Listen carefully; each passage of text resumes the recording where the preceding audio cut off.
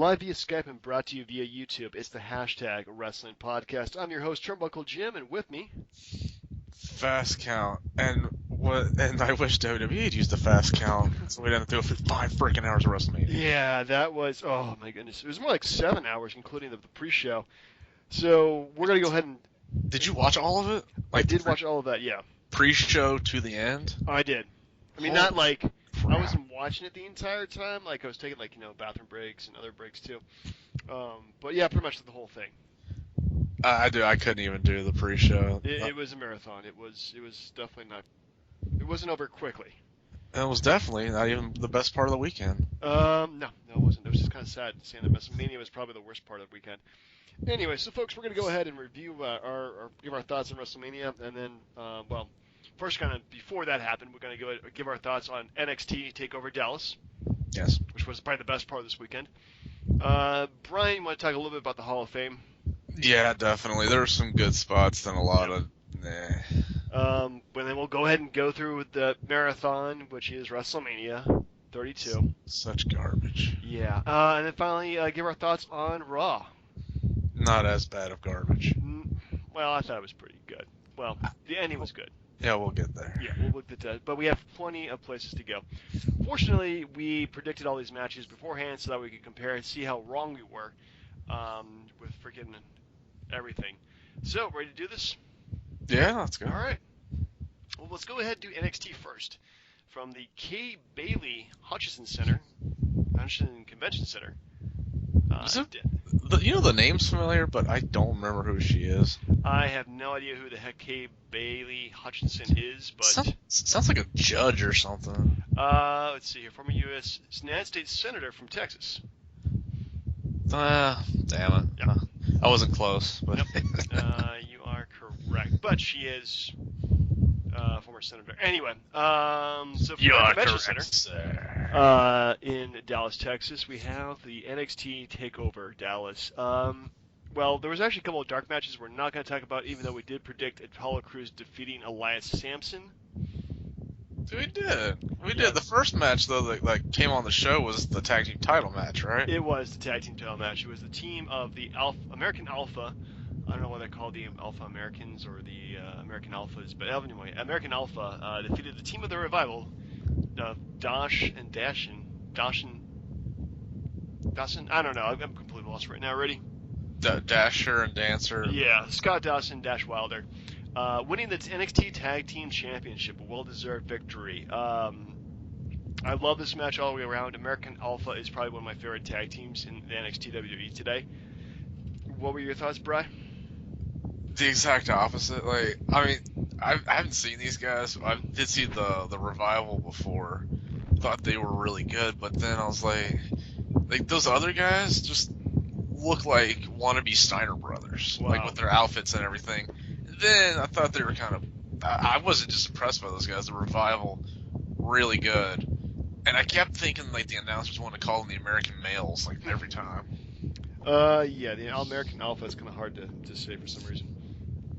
But yeah, I guess if you haven't been watching NXT, this has really been the team that's been advancing up the ranks and beating guys, and they've really been booking them as being the underdogs coming from behind.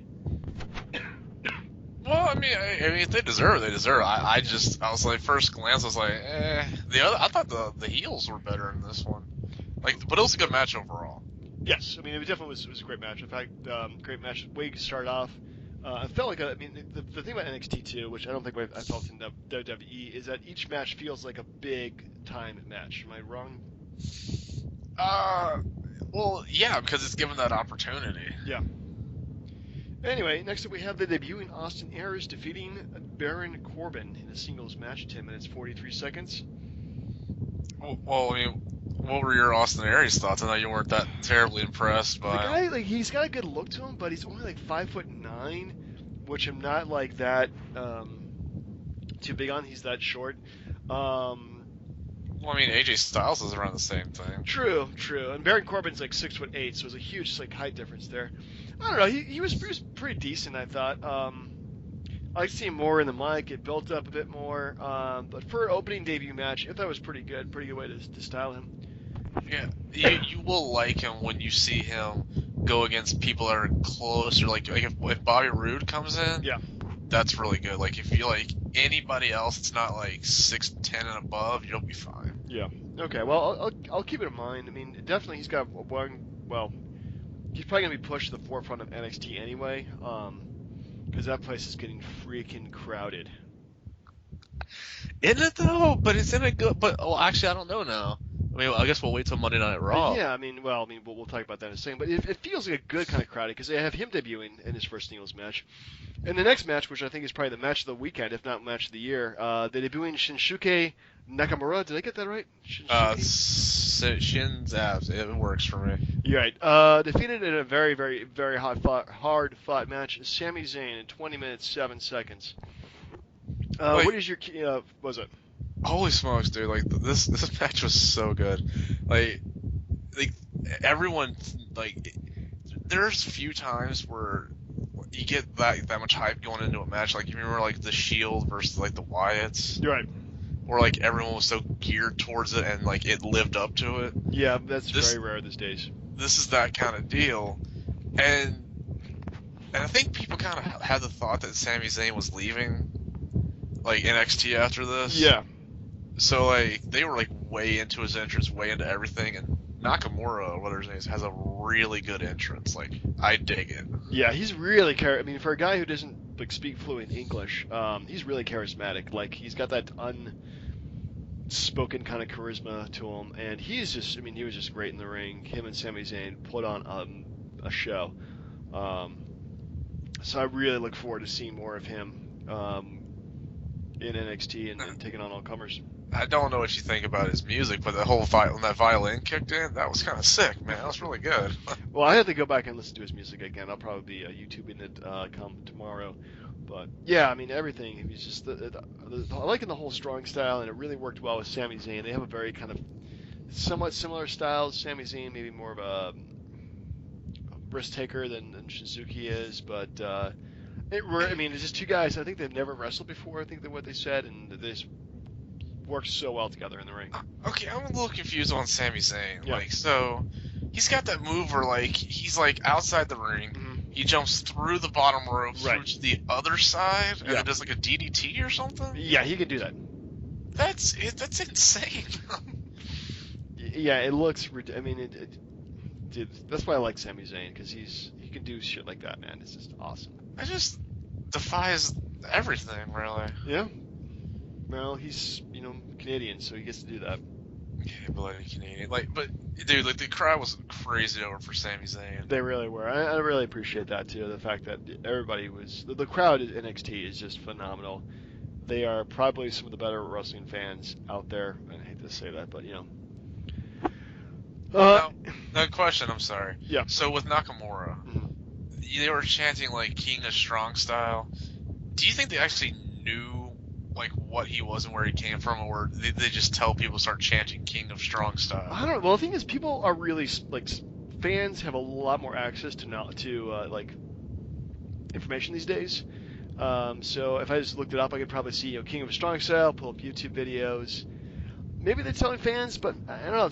Every single fan's a smart these days, so I don't see why not. I mean, I bring up the issue of crowd noise based off the main event of WrestleMania, but we'll talk We'll about get that that in just a few moments. Anyway, so next up we have, I mean, I hate to be any match that follows this, but the next up we have Asuka defeated Bayley to win the NXT Women's Championship. Not really by submission, but it's kind of got her to pass out. How dare they? Yeah, I know, how sad, but still, excellent match. I don't know if we're kind of done seeing Bayley in NXT because she needs to be promoted to the main card, but yeah, I mean, definitely not a bad match to lose out on. Well, besides Bayley and Asuka or whatever her name is, like, what else is there? Like, I mean, is there NXT women? It's Nia Jax, maybe Eva Marie. There's goodness, what is her name? Shorter. Alexa Bliss. There's tons. There's Carmella. There's a lot.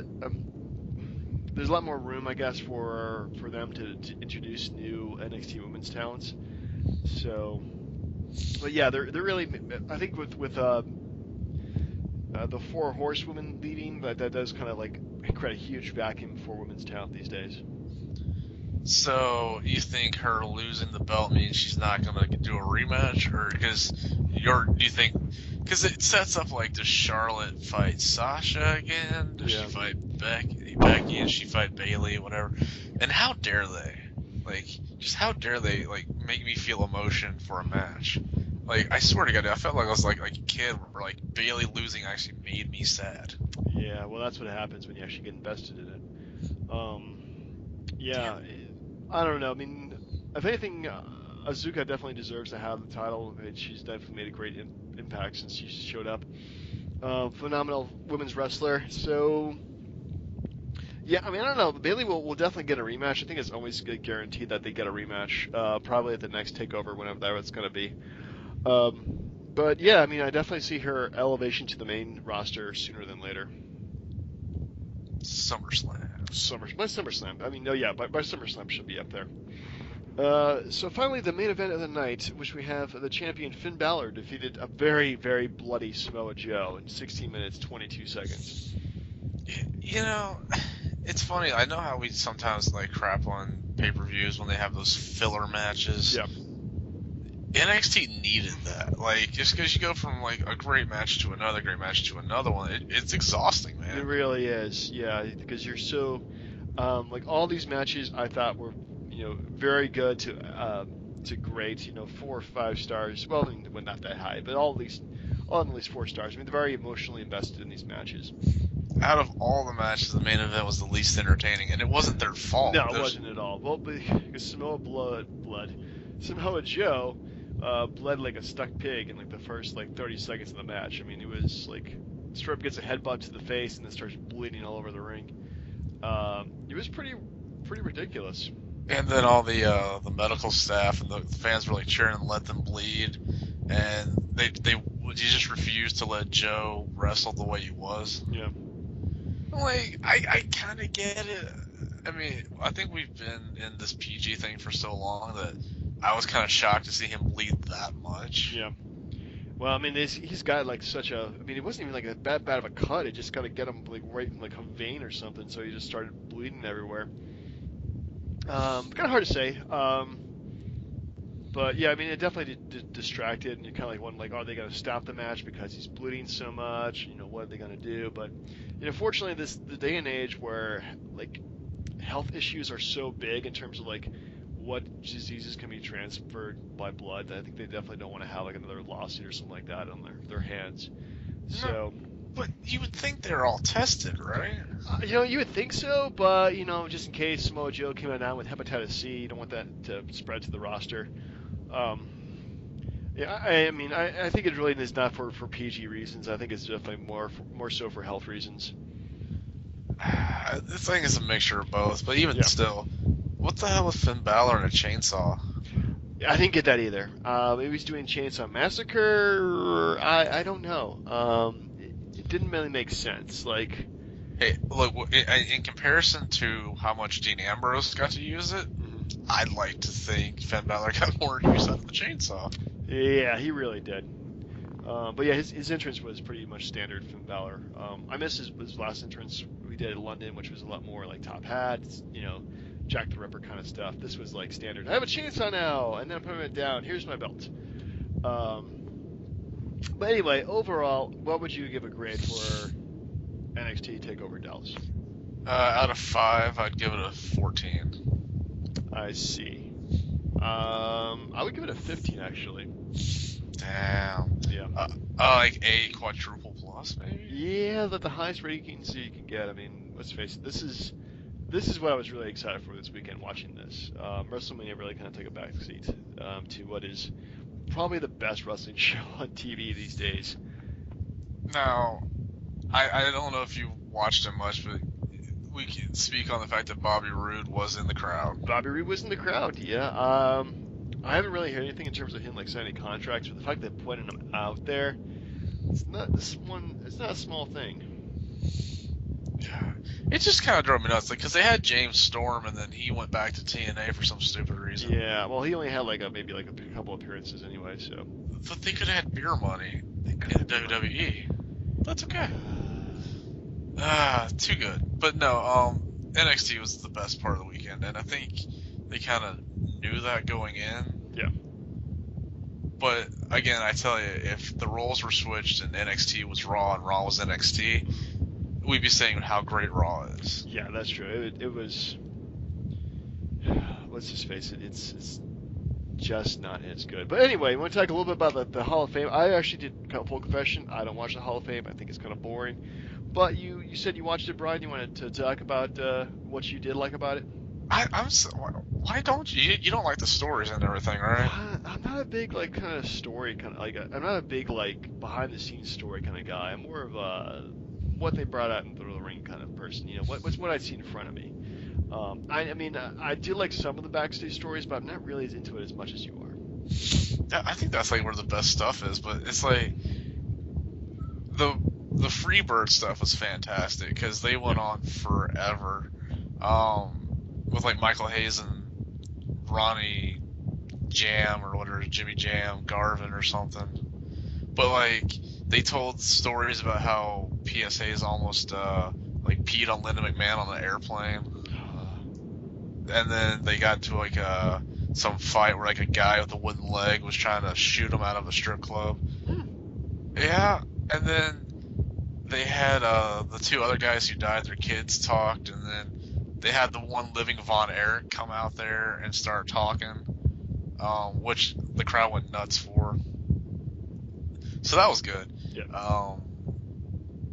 I was really mad at Ric Flair. I swear to God, if you put a gun to his head and told him to read this promo, you would just have to shoot him within 10 seconds. I'm not even kidding. The man had, he even showed that he had bullet points to talk about when it came to Sting, and he just went off the rails.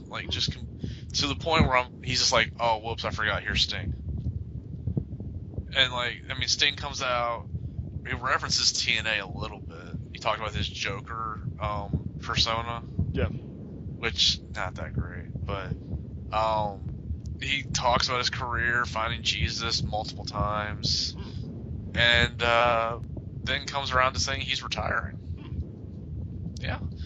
The creepiest part of the night, and I say this with all due respects, was Big Boss Man's family. Yeah. Because they were all ginormous. And you don't want to see really big people coming out there with nightsticks and handcuffs. It was creepy. It was just weird.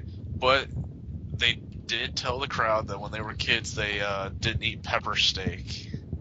Aww. Yeah, so they made everyone feel better that they didn't eat the worst storyline of all time. Second worst. Well, no. What's worse, feeding Al Snow his own dog, or taking Big Show's dad's coffin and pulling away with it? Third worst. I mean, nothing's worse than Katie Vick. Yeah. So the Boss Man's got in the top 3, 4. Oh, yeah, easily. Damn. Maybe top 5, getting himself killed by Undertaker too. What about Kate? What about Lita and the abortion? It's not my fault. No, Stacy Keibler and the abortion. Oh God. Lita lost the baby because of Snitsky. Right. But yeah, so everything Slick was good. Snoop was annoying. God, was there any? Oh, Stan Hansen, dude. Stan Hansen went on for 35 minutes longer than he should have. He was entertaining, but the dude went on way longer than he should have. Much like I am with the Hall of Fame, that's all. Okay. So, actually, we forgot to go back and check our predictions for what actually happened. At this point, Austin Aries versus Baron Corbin. We both picked Austin, so points to us. The Revival versus Scott Dawson and Dash Wilder. I pick American Alpha. Versus American Alpha. I picked American Alpha. You picked the Revival, so point to me. Damn it. Sami Zayn versus Suzuki Nakamura. You picked Suzuki, I picked Zayn, so point to you. Bayley versus Asuka. You picked Bayley, I picked Asuka. Finn Balor versus Samoa Joe. You picked Balor, I picked Joe. So that's 3 versus 3. I'm still so sad that Bayley lost. Like, Yeah. she's like so damn adorable, dude. She really is, you know. I mean, she's just so huggable. I hope so. I hope so too. Anyway, yeah. well, ready to, shall we endure what is the unendurable? I'd like to add for the record that there were maybe 1 or 2 extra matches that we didn't anticipate to be reviewing. Yeah, that's true. So there's 12 matches total. We predicted about 11 of them, actually. But the other Wait, are you counting the 6-second Eric Rowan Rock match? That was an extra match, yes, technically. Okay, just making sure. Yeah. Technically, an extra match. Anyway, so let's start out with so 100,000. They over 100,000 people strong, and what is this? The AT&T Stadium, Arlington, Texas, home of America's worst football team. Oh, you know, no, I understood that it's in Jerryland, Jerry Dome, or whatever, but were you torn when you saw the Cowboy cheerleaders? Because I'm like, they're hot, but it's just fucking Jerry Jones grandstanding. Yeah, well, as a diehard Redskin fan, it didn't affect me that much. I mean, I understand that they were there. Okay, put on a little show and dance, and the Rock comes up. It didn't bother me too much. I didn't hate it, didn't like it. Well, I could have really done without it. I mean, I like them, but at the same time, like, what's next year? The Orlando Magic cheerleaders? Like, could be. Like what? Like no. Like just it was it like some deal where it's like, look, you can have WrestleMania here, but other than the giant star on the freaking entrance ramp, I need people to know that this is the Dallas Cowboy Stadium. I need some glory hole. Like, yeah. Jerry Jones is an ass. I don't like him. All right. Anywho. So let's go with the first match, which was the half-empty stadium. Kalisto defeated Ryback to retain his U.S. championship. I didn't even watch it. Like, I started watching before the Dudleys and Usos match. Yeah, I watched it, but it was pretty much like every other Kalisto versus Ryback match. There was nothing special about it. But the good thing about you is you got Kalisto, I picked Ryback, so point to you. So you watched this match? Yeah, I did. How many botches were there? Not really that many. With Kalisto, I'm very surprised. Yeah, I was actually surprised too, but nothing was really botched. He was really spot on. Just kind of thought it was stupid, but yeah. Alright, and I think the next match is the Brie Bella retirement match. Yeah, something like that. It's Team Total Divas versus defeated the Team Bad and Blonde. Team Divas was Brie Bella, Paige, Natalya, Alicia Fox, and Eva Marie. And Team Bad and Blonde is Lana, Naomi, Tamina, Emma, and Summer Rae. Damn, I'm telling you, the other team looked way better. And didn't we talk about this before? How like Eva Marie gets like the worst reactions. Yeah, everybody hates Eva Marie. I didn't watch this match, but I saw what happened after. Like, it's just Brie retiring with the yes lock, right? Yeah, she won Brie the yes lock. The match itself wasn't terrible in terms of a 5 diva, but it was kind of a clusterfuck in some degree too. Like it, it just kind of like we have 10 women go ahead and be in a match, and we can say that you were in WrestleMania and had your WrestleMania moment, whatever. Does it count if it's on the pre-show? It happened in a WrestleMania venue before WrestleMania. I'd say so. But I mean, like, once like the pre-show ends, they go through the whole God Bless America and the fireworks and everything, and then the actual show kicks off. Like, I don't know that it really counts. To me, it kind of counts. I don't know. If it's on the DVD, it counts. I still don't understand why they do pre-show matches, anyways. But yeah, so the last match That should be The last match, Dudley's, correct? Yes, Usos defeated the Dudley Boys in a tag team match in a brief 5 minutes, 18 seconds. Disappointing.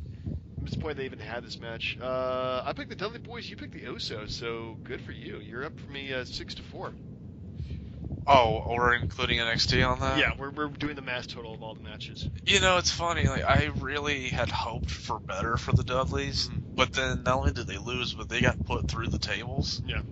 Like, come on, man. Like, this was like a precursor for how bad the Mania is. Yeah, it's going to be really bad. Anyway, so we start at WrestleMania with the Intercontinental Championship ladder match.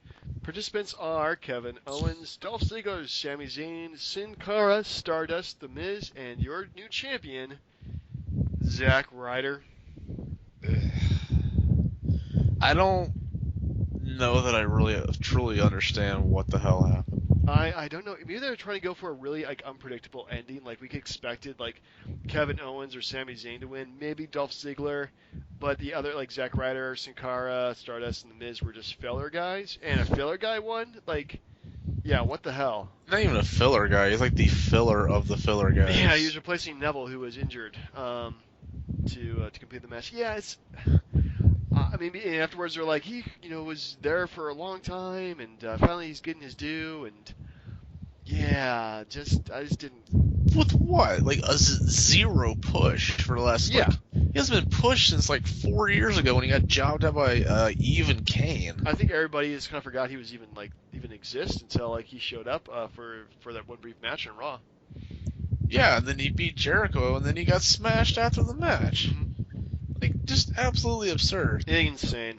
And I kind of got it a little bit the next night, but not enough to where I could understand why they let him win. Yeah, I mean, I could kind of see maybe they're trying to develop a feud between him and The Miz, which I could kind of see the way things happened the next night. But yeah, give everybody some kind of incentive for wanting to have the title. Dolph Ziggler wanting to finally have a longer run as champion. Sami Zayn wanted revenge on Kevin Owens. Kevin Owens, the prize fighter, keeping the belt. Sin Cara wanting to emulate his tag team partner Kalisto and having a championship of his own. Stardust paying tribute to his dad. The Miz finally this is one last chance for glory. Something like that. Everybody has their own reasons, and they didn't really articulate it that well in this match. Let's say Sami Zayn is still crazy over at Mania. Yeah. So is Kevin Owens. Oh yeah. Well, Kevin Owens. I mean, those two are insanely over, and I really kind of feel that they're going to be feuding, sans belt for quite a while. I just anybody really. I don't think I think we would be less upset if it was Miz, but the fact that it's a Sin Cara or Sin Cara type, or definitely Zack freaking Ryder, it was it kind of set the tone for how bad the evening was going to be. Yeah, it's a very weird evening. I'll give you that. I mean, there was a couple of spots, but at the end, you've seen all these spots before. Yeah, we have nothing new under the sun, unfortunately. So next up, we have Chris Jericho defeated AJ Styles in 17 minutes 10 seconds, and what I felt was kind of a sloppy match, to be honest with you. I mean, we've seen these guys wrestle this is number 4 time. So yeah, not really impressed. This was part 2 of what the hell. First off, Jericho just looked out of sorts the entire match. This wasn't an AJ Styles thing. This was if the match was bad, I blame 100% on Jericho. Yeah. Yeah, I mean, unfortunately, I think maybe Jericho's slightly starting to show his age. He is 46. Yeah, if I can only be that good looking at 46. I don't know that he's got the crazy or whatever it is in the front, man. He just has a giant Cadillac or something. But I didn't really care for. I mean, he did pull off the Styles Clash. Yeah. To when Jericho kicks out. And what more a kick in the nuts is it to get the entire 100-something thousand people behind you to cheer you, just so you can get put into the code breaker and then lose. Yeah, I just didn't. Again, they're trying to go for the unpredictable ending, I'm assuming, but yeah, it just didn't work out that well. Anyway, so that's 2 matches in a row we've gotten wrong. Go Wait, figure. who were our IC title choices? You had Kevin Owens. I had Sami Zayn. Oh, fair enough. Yeah. So, yeah. Come on. Like, really, who picked that? Honestly. Next up, we have the team of the New Day. New Day? New Day. Of Kofi Kingston, Big E, and Xavier Woods losing to the League of Nations. Sheamus, Alberto Del Rio, and Rusev with King Barrett on the outside. It's like the shit icing on the shit cake. Yeah, it's like this really high tag team. We're gonna have them lose to these guys. And it's more than just that. Like, Yeah. first, the giant Bootios thing was funny. I really like that. I mean, they actually gave, like, they didn't have too many special entrances this year, but that was really good. I like that. I like the fact they were dressed up like Saiyans from freaking Dragon Ball Z. That was clever. Especially with the Xavier Woods hair. Yeah, he actually looked like he was going to hit Super Saiyan there. But yeah, I just think the match itself was very lackluster and the ending sucked. Yeah, and I get that people marked out at the end because the whole Shawn Michaels Stone Cold Mick Foley thing. But let me get this straight. So your hottest tag team, your three most over guys in the company, pretty much right now, you have them lose to four guys just so the next three, like the three old guys, come out there and beat up the four guys you just lost to. Where does that make any sense? They wanted people to say, "Hey, look, it's Stone Cold and HBK. They're back in the ring kicking ass." Do they not? Do they think that would like make people forget that the New Day just lost to these people and now they're jobbing to old retired Hall of Famers? Yeah, I really hate when they bring those old guys back to beat up new guys. It just doesn't make any sense to me. Let's face it, like Shawn Michaels, Stone Cold Steve Austin, and Mick Foley are all goddamn legends in the sport. But the fact they're using them to beat up newer guys, and it just really hurts the new guys. That's why, like, it's so hard to get over as a wrestler in the WWE, because eventually they'll bring out these old guys come WrestleMania time or come whatever. They beat up the new guys. It just doesn't make.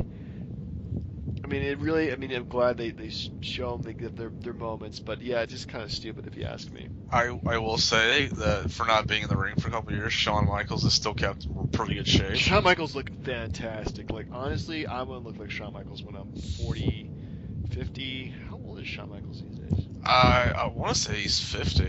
He's 50?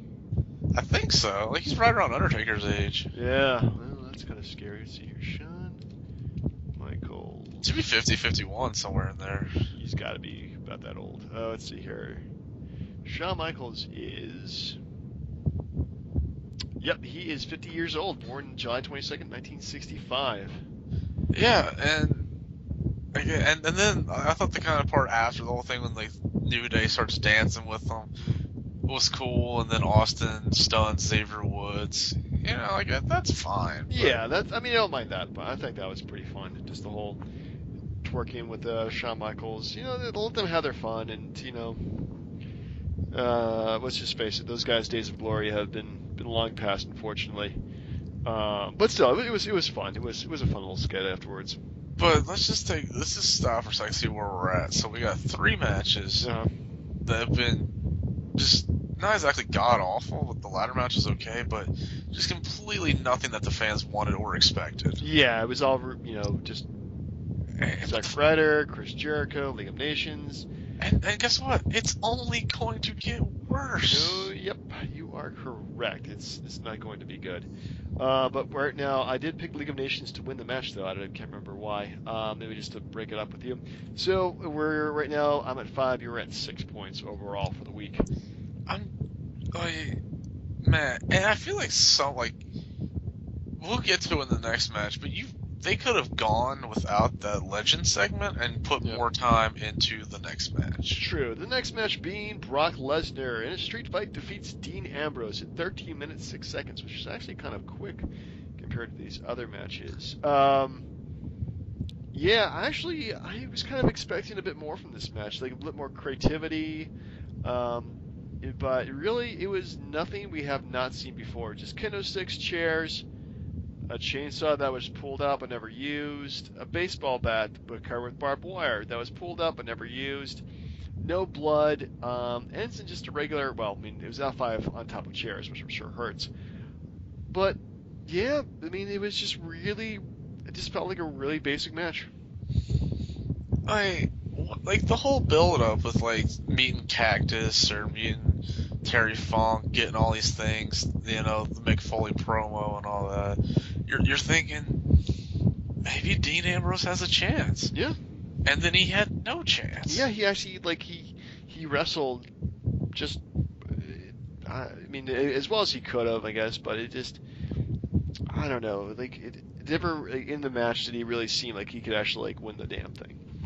Like, they didn't make him look good at all, and I'm just confused here, like we're past the point of Lesnar being the champ. Mm-hmm. Like, he's only lost has been like Triple H and Undertaker, I think Cena maybe. So I'm like, where are they going with him with how they have him built? They're putting him in a corner character-wise. A loss to Dean Ambrose would have actually been a good thing for him and a better thing for Ambrose. Yeah, it would have. Well, I don't know why they decided, I guess, to keep him as the unstoppable force, and maybe one day somebody will beat him cleanly. But yeah, today is not this day. It's for whatever reason, it's pretty crappy. Anyway, but you did pick Brock Lesnar, though. I picked Dean Ambrose, so another point to you. Hooray! I gotta keep better at keeping track of these points. Next up, we have what I felt was actually probably the best match of the night, even though the ending was not what I agree with. Charlotte defeated Becky Lynch and Sasha Banks for the WWE Women's Championship. No longer the Divas Championship, now it's the Women's Championship. What do you think of the new belt? I like it. It looks a lot like the other belt, but I'm fine with that because I hated the butterfly belt. I hated calling them divas. They're wrestlers.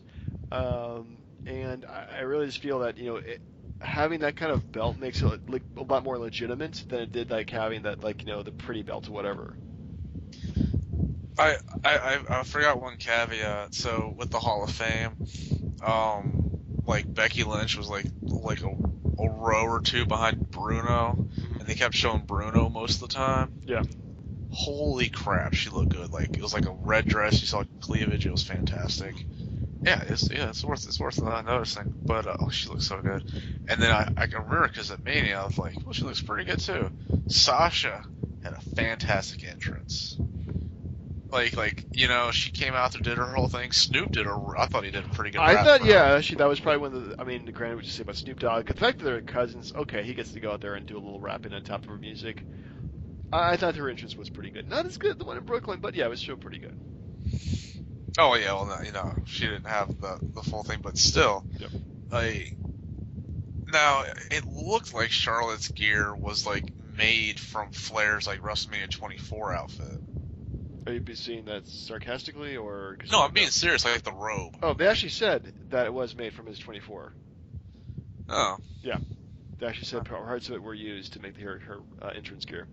Well, I was cool with it. I mean, this whole thing about like the women's empowerment, women's movement with wrestling and everything, I think it says more to the fact that she had to have a guy, her dad, help her win. Yeah.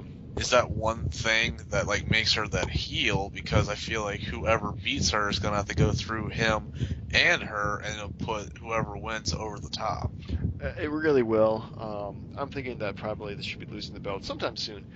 But I think overall the match itself I thought was probably the best, like, well done in terms of wrestling. Yeah, and the match was highlighted, and they were given a shot to steal the show, and they, for the most part, did. Yeah.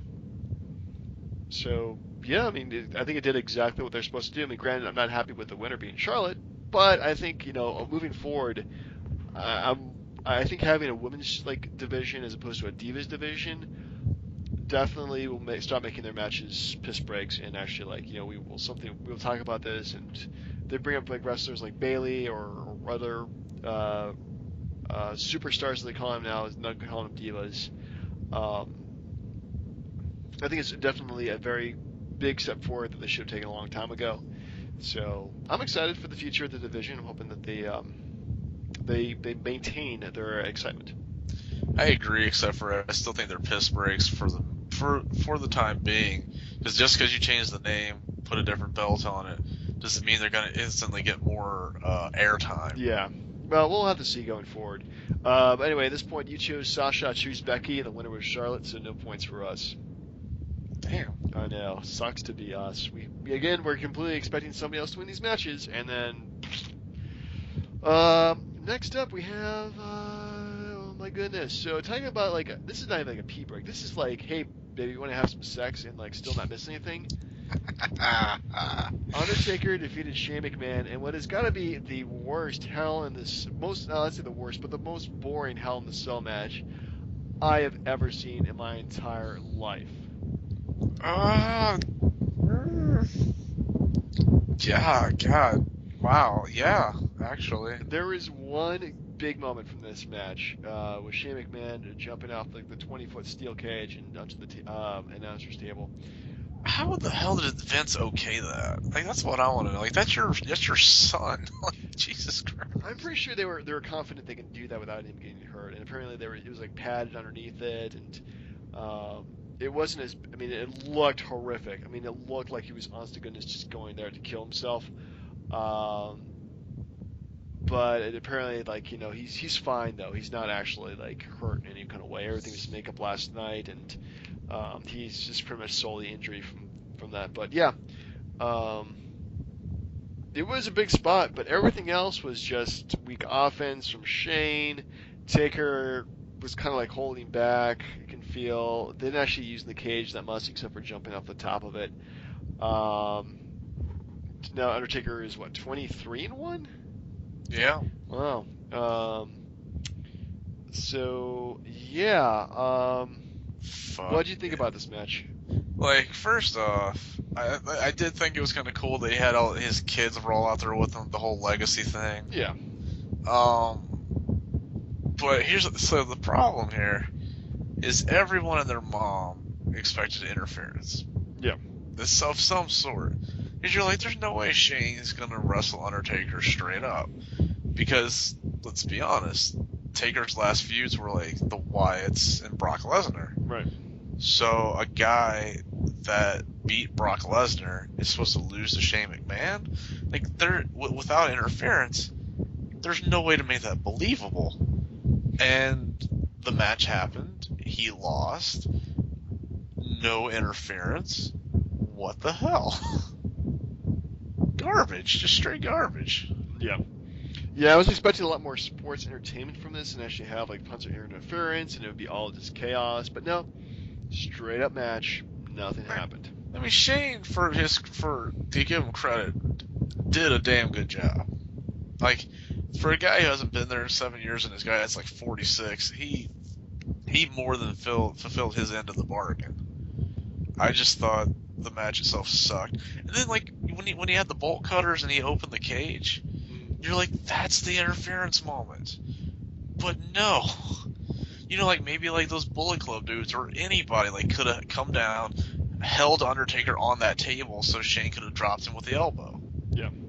But no. Just no.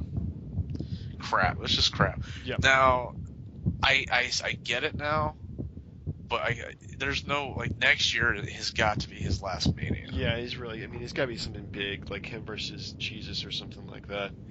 Anyway, but you did take The Undertaker, I took Shane. So point to you, sir. Well, if you think about it, next year would be Undertaker's 25th WrestleMania. Yeah, that would be his, well, yeah, ooh, that's kind of scary. Yeah. Yeah, so, I mean, 25 is a good number to go out on. Yeah, why not? So, next up, you're talking about some filler matches. We have the Andre the Giant Memorial Battle Royal. Shall I list you all the different competitors of this Battle Royal? If you must. Alright, so we have Fandango, Damian Sandow, Shaquille O'Neal. Surprise entrant. It was a surprise entrance. Very surprising. Big Show, Victor, Diamond Dallas Page, another surprise entrance. Connor Tatanka, another surprising entrant.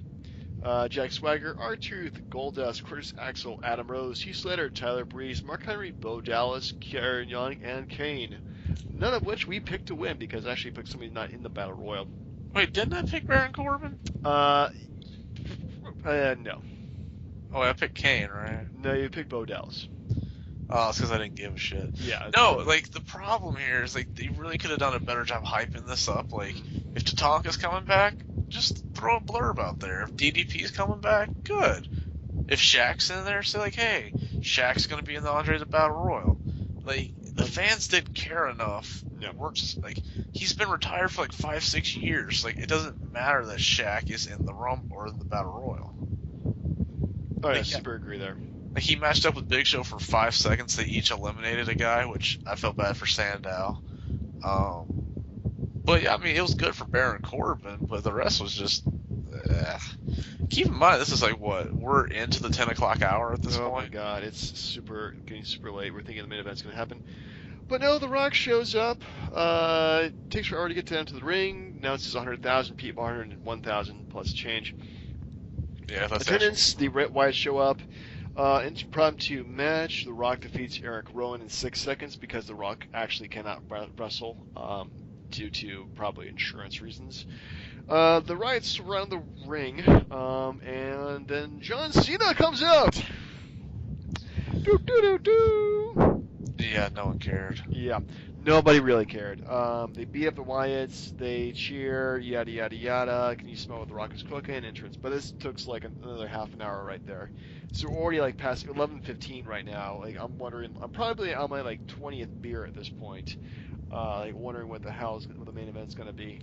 Dude, I was so mad because first off, like The Rock comes out there, shoots the shit, does something stupid. He didn't even really talk. He's just out there doing whatever. Yeah, setting his name on fire with his name literally on fire. Yeah, and then he's just like hanging out, like, look at me, I got a flamethrower. What to do? And then the Cowboys cheerleaders, and then like first off, that 101,000 is a fudge number. It was like 97,000 or something. Still beats WrestleMania 3, but not 101,000. I don't know.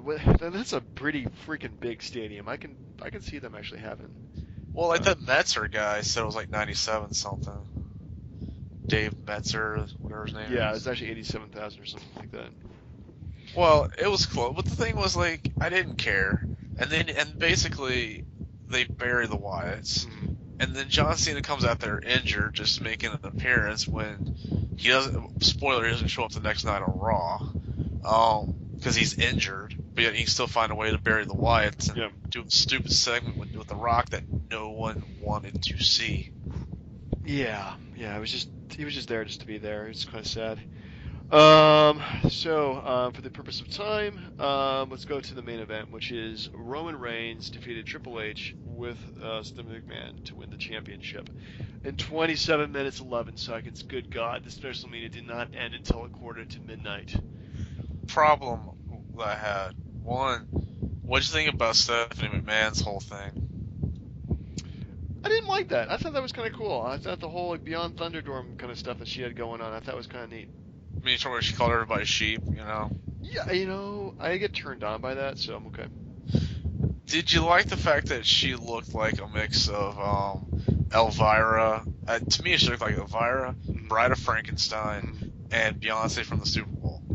I had no problems with that look, actually. Well, yeah, because her boobs were hanging out. Yeah, they were great. Best part of that entire match was her outfit. She was ripping Beyonce off. If you didn't see her Super Bowl stuff, she stole Beyonce's outfit.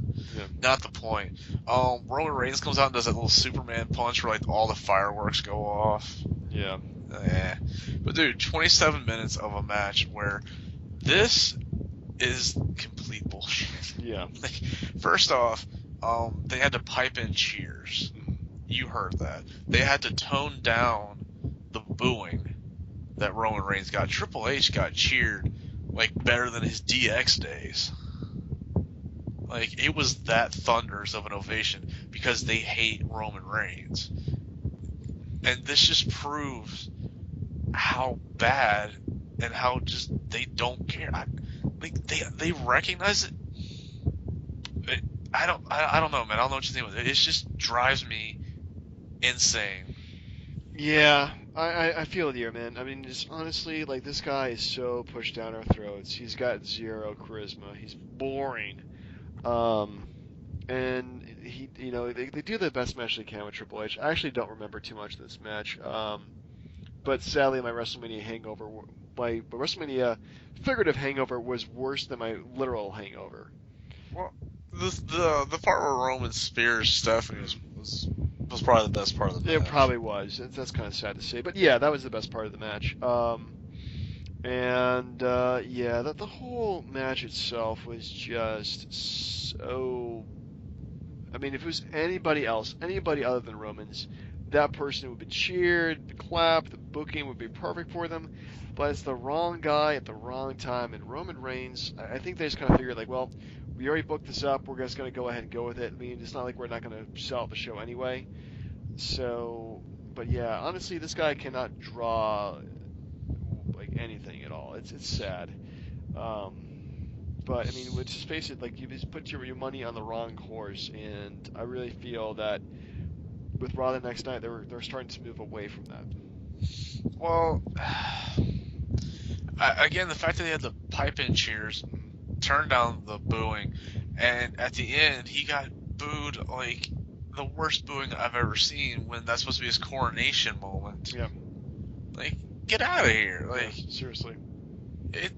John Cena never had it this bad. No, I mean, John Cena at least had some cheering. I mean, not a lot, but some cheering. But this was just really bad. So I'm very disappointed that's with how they wanted to cap off WrestleMania. But let's just face it, this whole WrestleMania was just a series of disappointments. Like, it didn't feel like it was just horrible or horribly booked for the most part. It just felt really disappointing. In terms of a letter grade, how would you rate this WrestleMania? I don't want to give it one.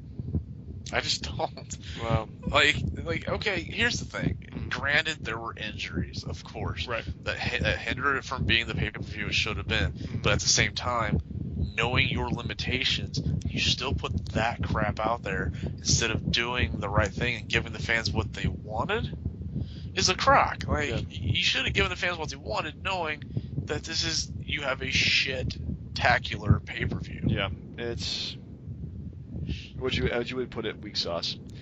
So yeah, okay. Well, let's not even give that a letter grade because let me ask you something then. Where would you put it as far as ranking it on the worst Manias of all time? Oh man,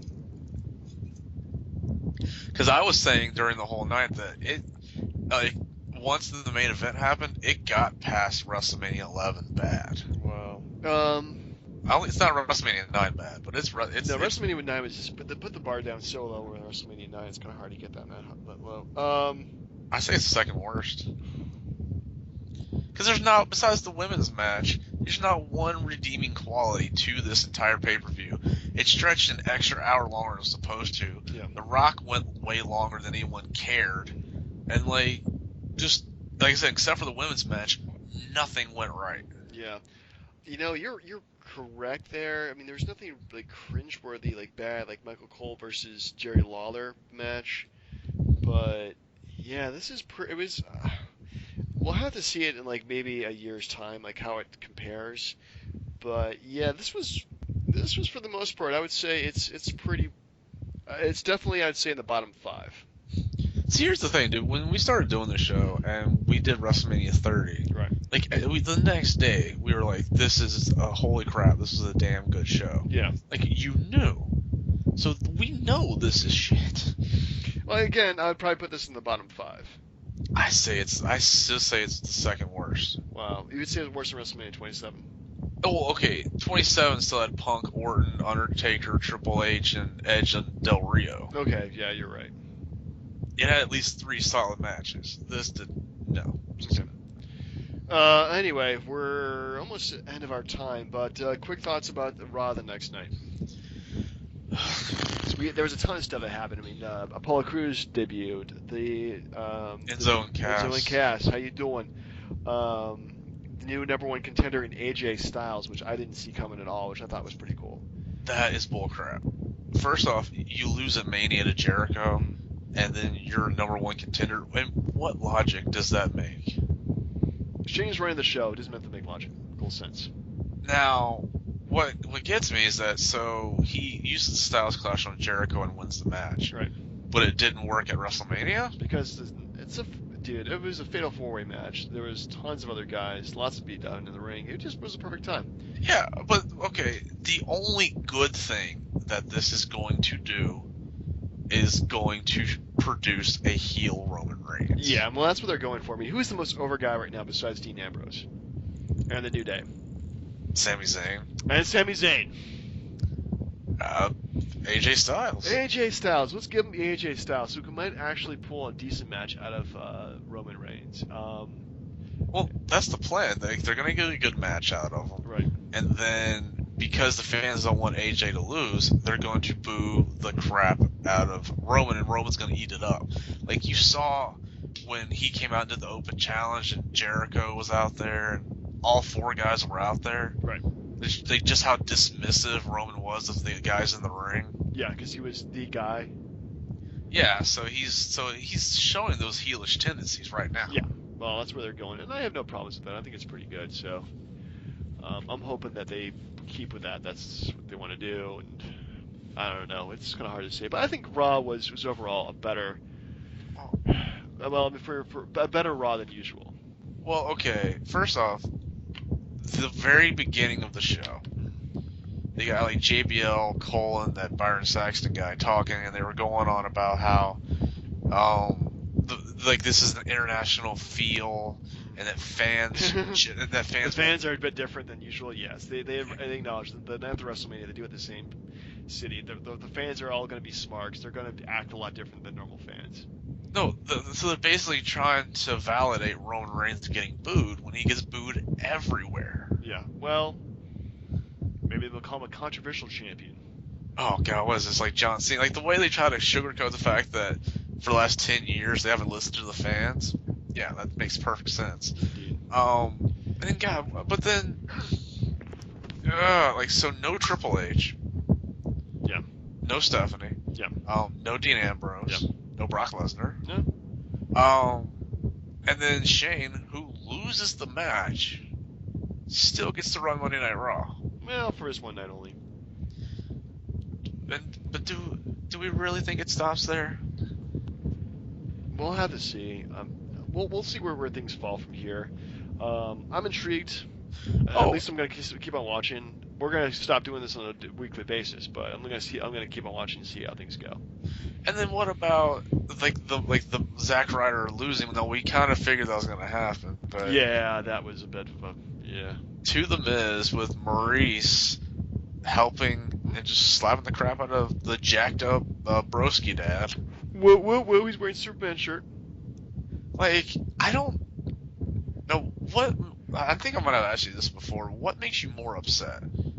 Like the Miz, his career, or the fact that he could land Maurice? We already talked about this. We did. Yeah, we already did. And I think landing Maurice is a lot more impressive. Good God Almighty, dude, she is smoking hot. Yeah.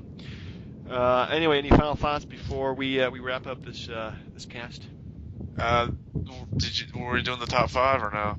No, we don't have a top 5. We already talked an hour about WrestleMania. We don't have time for a top 5. We haven't done enough. No, it's fine. Yeah. All right. Well, see you after, what is next? Payback? Backlash? Extreme Rules, ain't it? Is it Payback or Extreme Rules? It's Payback.